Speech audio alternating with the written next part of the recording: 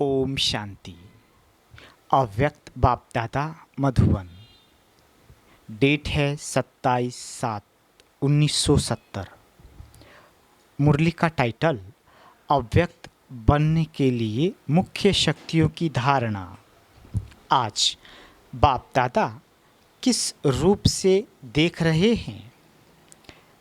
एक एक के मुखड़े को अंदर क्या देख रहे हैं जान सकते हो?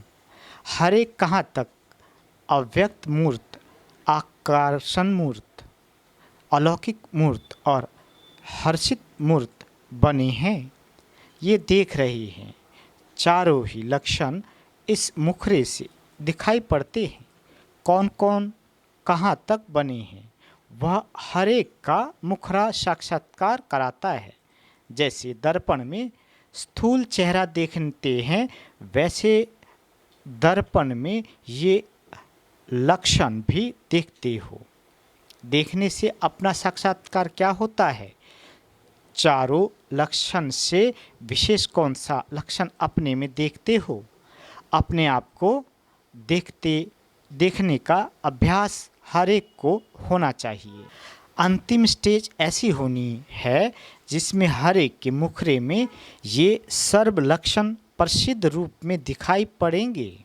अभी कोई गुप्त है, कोई प्रत्यक्ष है, कोई गुण विशेष है, कोई उनसे कम है, लेकिन संपूर्ण स्टेज में ये सभी लक्षण समान रूप में और प्रत्यक्ष रूप में दिखाई देंगे, जिससे सभी की नंबरवार प्रत्यक्षता होनी है। जितना जिसमें प्रत्यक्ष रूप में गुण आते जाते हैं, उतनी प्रत्यक्षता भी होती जा रही है। आज विशेष किस कार्य के लिए आए हैं? पांडव सेनापति पांडवों की भट्टी का आरंभ है। अपने में क्या वह नवीनता लानी है, ये मालूम है? विशेष भट्टी में आए हो तो विशेष क्या ध्यान करेंगे? हर एक ने अपना अपना लक्ष्य सुनाया। टीचर्स, आप बताओ इस पांडव सेना से क्या क्या कराना है? तो ये पहले से सुनते ही अपने में सभी पॉइंट्स भरने का प्रयत्न कर लेंगे, जो फिर आपको मेहनत नहीं करनी पड़ेगी। आप इन्हों से क्या चाहते हो, ये एक सेकंड में अपने को बदल सकती हैं।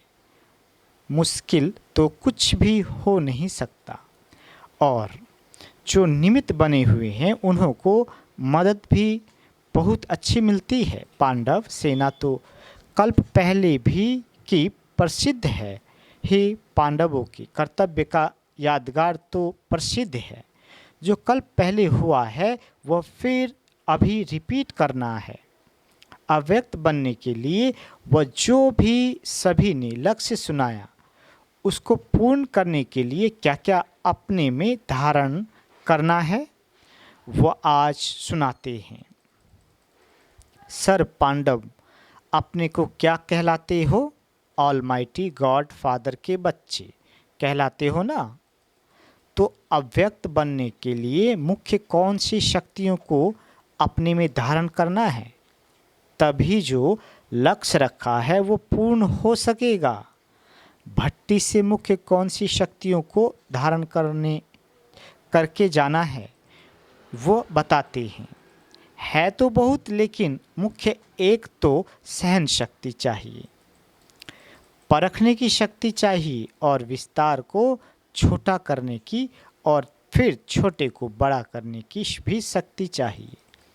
कहाँ विस्तार को कम करना पड़ता है और कहाँ विस्तार भी करना पड़ता है। समेटने की शक्ति, समाने की शक्ति, सामना करने की शक्ति और निर्णय करने की भी शक्ति चाहिए।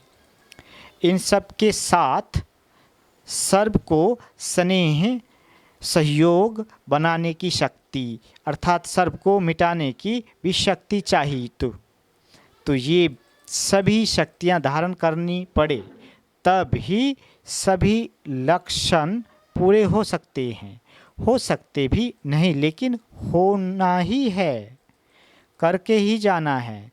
ये निश्चय बुद्धि के बोल हैं। इसके लिए एक बात विशेष है, रूहानियत भी धारण करनी है और साथ साथ ईश्वरीय रूहा भी हो। ये दो बातें धारण करना है और एक बात छोड़ना है। वह कौन सी? कोई ने कहा रोब छोड़ना है, कोई ने कहा नीचपना छोड़ना है। बाबा कहते ये ठीक है। कहाँ कहाँ अपने में फेथ न होने के कारण कई कार्य को सिद्ध नहीं कर सकते हैं, इसलिए कहते हैं नीचपना छोड़ना है, रोब को भी छोड़ना है।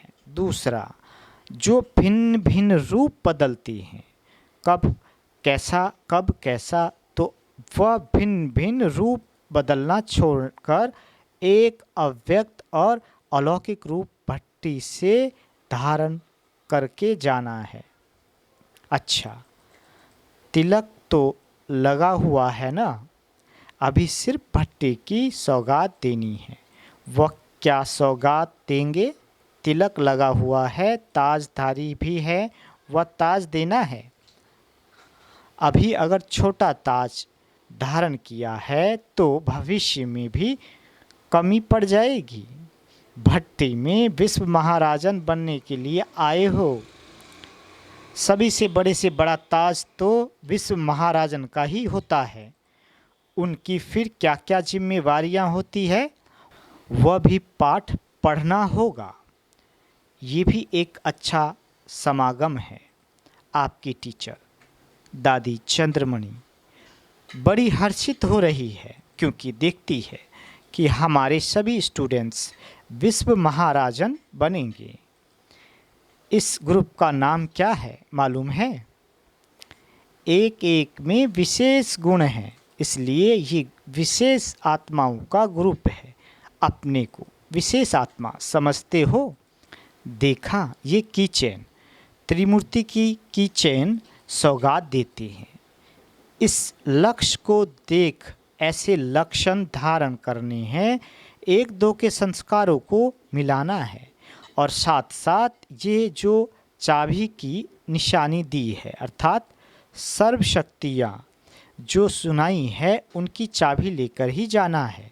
लेकिन ये दोनों बातें कायम तब रहेंगी जब रचयिता और रचना का यथार्थ ज्ञान स्मृति में होगा। इसके लिए ये याद सौगात है। अपने को सफलता मूर्त समझते हो? सफलता अर्थात संपूर्ण गुण धारण करना। अगर सर्व बातों में सफलता है तो उसका नाम ही है संपूर्ण मूर्त। सफलता के सितारे हैं। उसी स्मृति में हर कार्य करने से ही सफलता का अधिकार प्राप्त होता है। सफलता के सितारे बनने से सामना करने की शक्ति आती है। सफलता को सामने रखने से समस्याएं भी पलट जाती है और सफलता प्रैक्टिकल में हो भी जाती है। समीप सितारों के लक्षण क्या होते हैं? जिसके समीप है उन समान बनना है। समीप सितारों में बाप दादा के गुण और कर्तव्य प्रत्यक्ष दिखाई पड़ेंगे। जितनी समीपता उतनी समानता देखेंगे।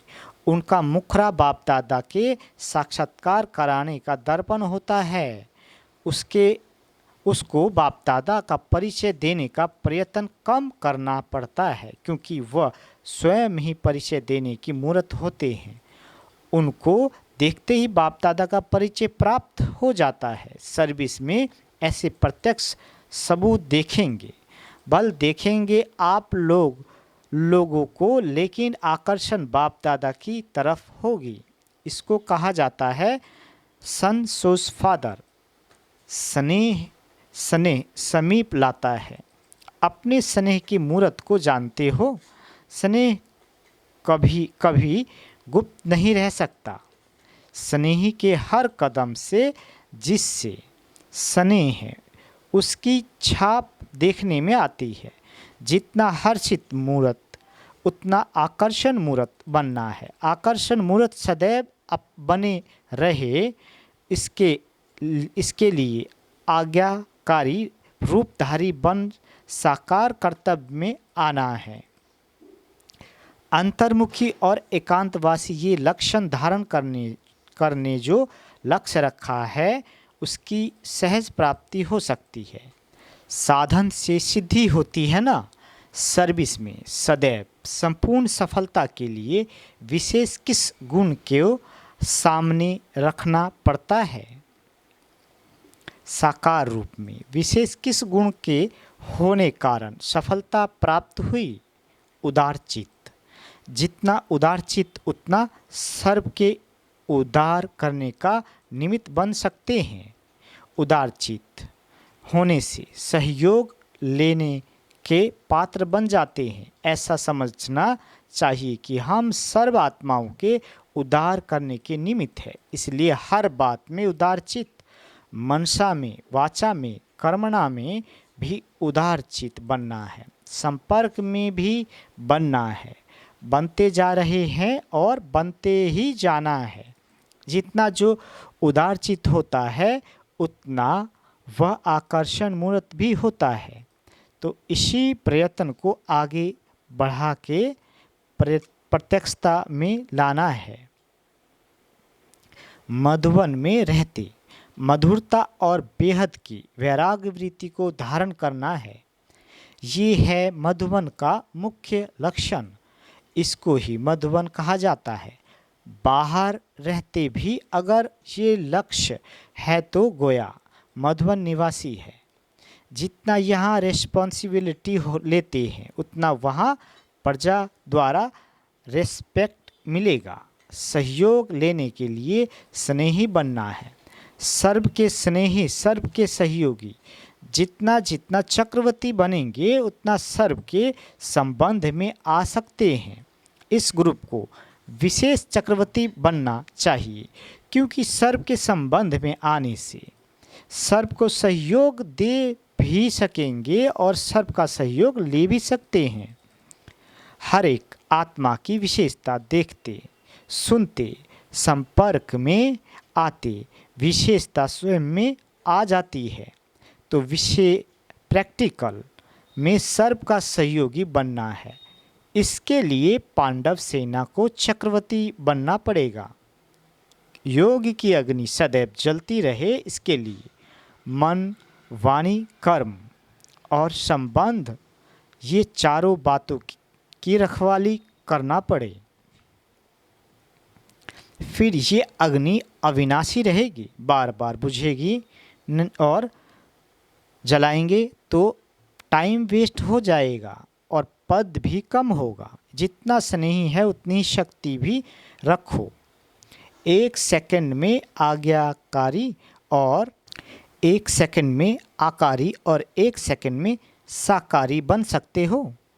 ये भी आवश्यक सर्विस है। जैसे सर्विस के और अनेक साधन हैं, वैसे ये प्रैक्टिस भी अनेक आत्माओं के कल्याण के लिए एक साधन है। इस सर्विस से कोई भी आत्मा को आकर्षित कर सकते हो। इसमें कुछ खर्चा भी नहीं है। कम खर्च वाला नसीब ऐसी योजना बनाओ।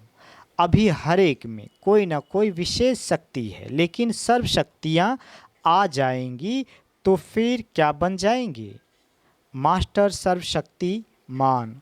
सभी गुणों में श्रेष्ठ बनना है। इष्ट देवताओं में सर्वशक्तियाँ समान रूप में होती है, तो ये पुरुषार्थ करना है।